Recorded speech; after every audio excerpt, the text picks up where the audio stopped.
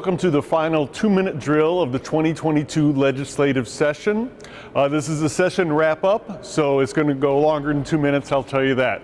We're here in the Capitol Rotunda, where until the early hours of Saturday, the legislature was finishing up the business of the state. Much to my surprise, it looks like they are wrapped up for the spring session. I thought they were going to have to come back in May. Turns out that that is not likely to be the case, and we are finished with the session. So let's go ahead and start off with the budget, which is always going to be the dominant issue of the session.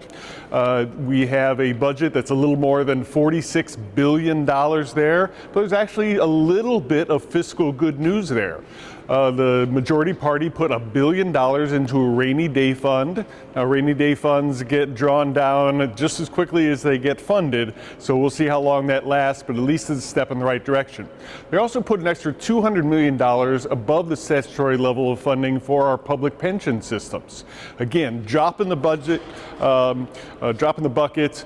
We still have the worst funded pension system per capita of any state in the nation by far, but $200 million is at least a recognition that we need to do more and more to try and address this problem. And $200 million, it's not much, but at least it's a step in the right direction.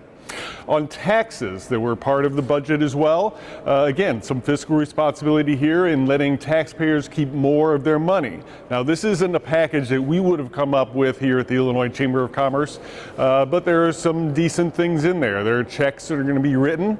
It's much political as it is policy and fiscal responsibility, but most Illinoisans are going to get a check before Election Day as a rebate on their taxes. There's going to be some additional property tax relief. We think that's a very good thing. We would have put the bulk of the tax savings in property tax relief, but there's a whole kind of a mishmash of other taxes. Most notably, however, is the issue of addressing gas prices by reducing the amount of money that goes into the road fund.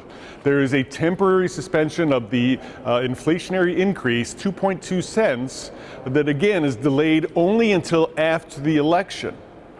So the chamber, business community, and organized labor, and everybody who cares about transportation was very concerned about this proposal because it would have taken money out of the road fund, and if you didn't do anything else, that money would have been left by the side of the road, literally, without replenishing it in the future. So here's what the Democrats came up with.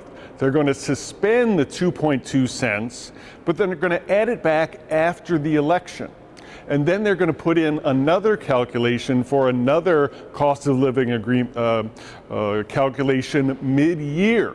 So really, it's just a suspension of that portion of the gas tax, and they're actually going to make it up later. So look for a huge increase in the cost of gasoline once this temporary suspension times out. You're going to see gas prices go up 10, 12, maybe even 15 cents before it's all said and done, all for a 6-7 month reduction in gas prices leading up to the election.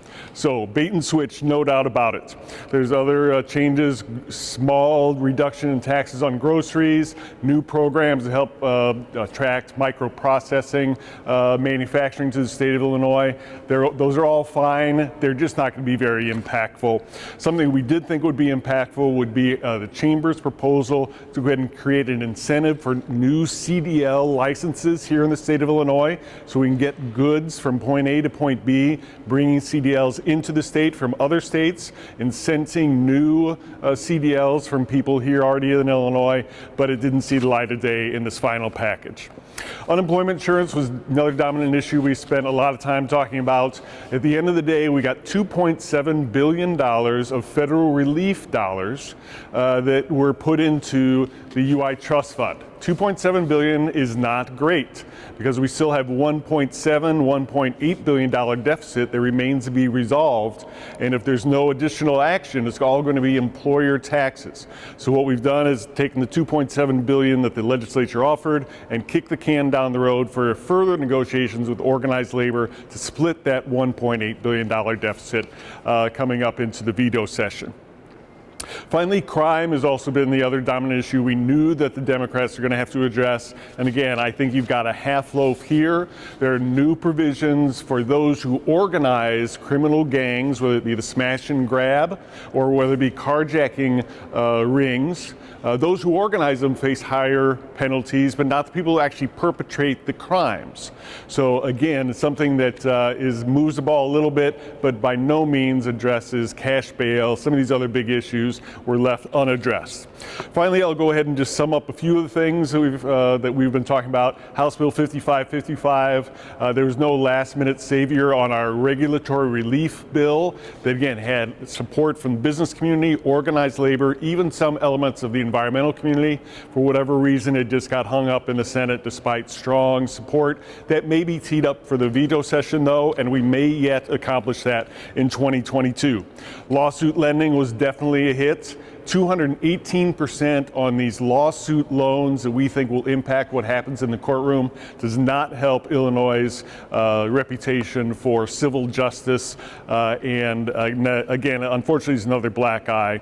General contractors will also now be on the hook for the actions of their subcontractors. When subcontractors don't pay appropriately, general contractors will be on the hook. That's another terrible piece of legislation. And then finally, though, I have a little bit of good news. House Bill 4116 dealing with marijuana in the workplace, that also got hung up in the Senate. Now that may get negotiated further. We got to neutral, but we never thought it was a good idea, but that bill got hung up in the Senate and did not pass. Lots of other bills that are out there. Look for a full analysis coming from us and the team. So thanks to a great staff at the Illinois Chamber of Commerce. Thanks for all your support in what was a very unique legislative session. We look forward to talking to you again soon.